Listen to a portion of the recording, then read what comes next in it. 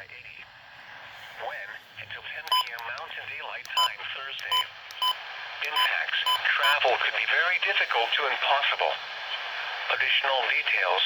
Snow will redevelop this evening and continue overnight before tapering off during the day Thursday. If you must travel, keep an extra flashlight, food, and water in your vehicle in case of an emergency.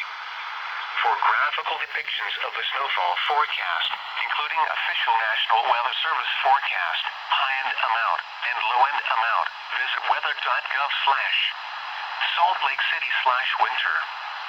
For winter road conditions from the Utah Department of Transportation, visit http://www.traffic.utah.gov/roadweatherforecast.aspx or dial 511.